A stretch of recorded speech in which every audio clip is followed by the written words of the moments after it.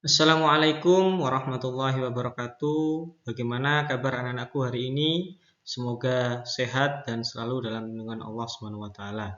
Pada materi kali ini kita akan belajar mengenai dampak sosial informatika yang nantinya akan membahas mengenai perilaku yang ada hubungannya dengan media sosial.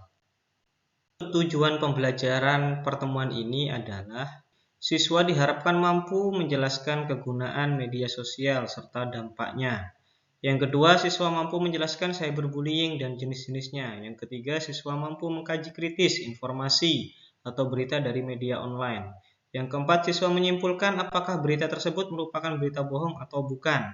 Yang kelima, siswa mengkaji kritis kasus perundungan dan bagaimana cara mengantisipasinya. Pada materi ini kita akan berfokus kepada 3 bab.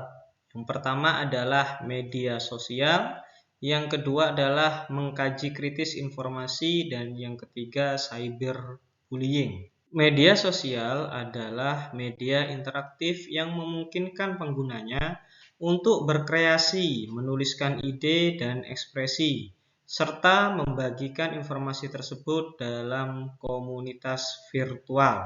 Perlu diketahui anak-anakku bahwa media sosial itu tidak hanya YouTube, Instagram, atau TikTok, tapi ada beberapa yang masuk kategori dari media sosial. Adapun klasifikasinya adalah yang pertama berupa blog, seperti WordPress dan Blogger. Yang kedua adalah forum, seperti PHBBB, Stack Overflow.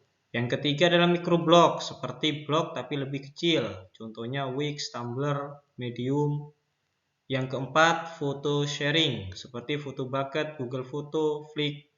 Yang kelima, video sharing, ini yang sering kalian lihat biasanya, YouTube, video, dan TikTok. Yang keenam adalah social network, seperti Facebook, Instagram.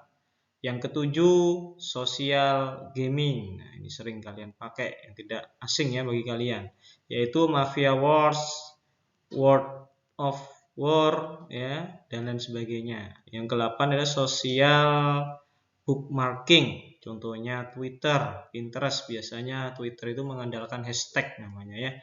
Ketika hashtagnya trending, dia akan bisa banyak orang melihatnya.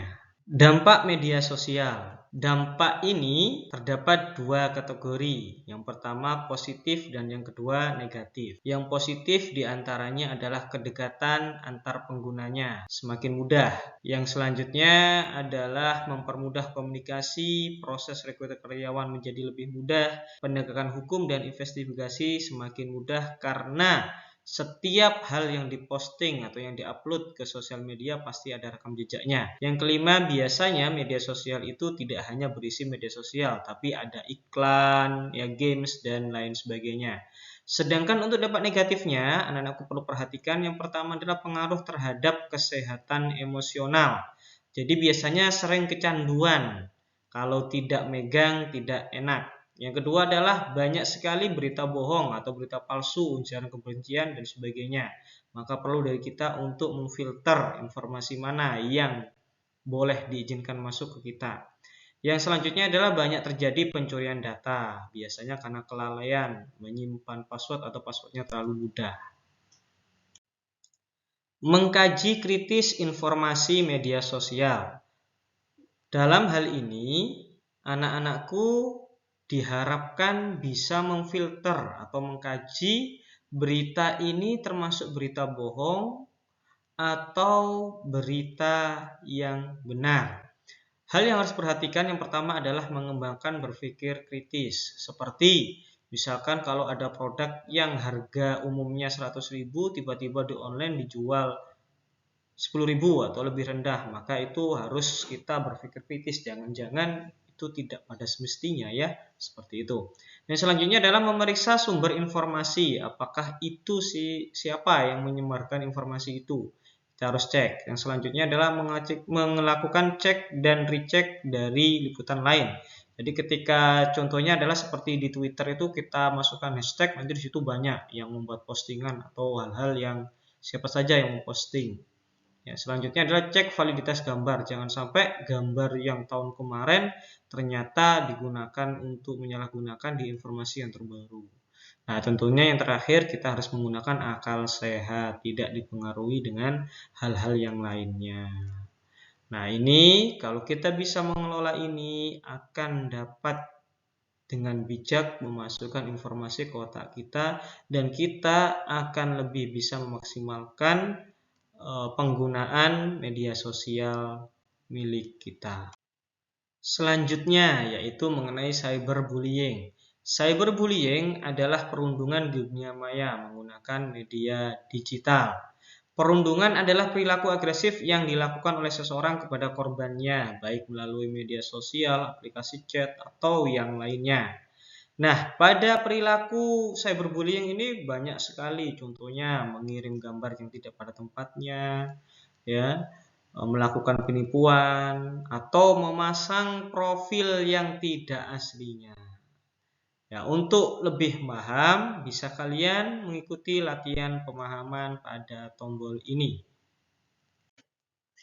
Adapun contoh perilaku perundungan cyberbullying adalah sebagai berikut, yaitu menyebarkan kebohongan, memposting foto memalukan tentang seseorang di media sosial, mengirim pesan atau ancaman yang menyakitkan melalui aplikasi chat, memposting kata-kata menyakitkan pada kolom komentar.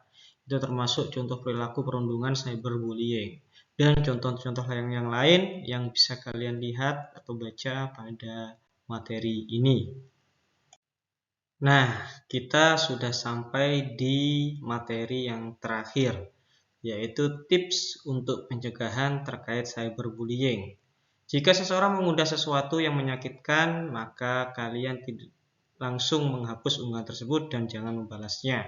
Yang kedua, jika seseorang mengancam dalam bentuk apapun di media sosial, laporkan dan blok akunnya. Yang ketiga, laporkan cyberbullying. Aplikasi media sosial biasanya memiliki mekanisme tersendiri dalam menyelesaikan laporan dari penggunanya seperti konten kebencian, mengandung rasis, dan lain sebagainya. Demikian yang bisa sampaikan, semoga bermanfaat dan sampai ketemu di pertemuan berikutnya. Assalamualaikum warahmatullahi wabarakatuh.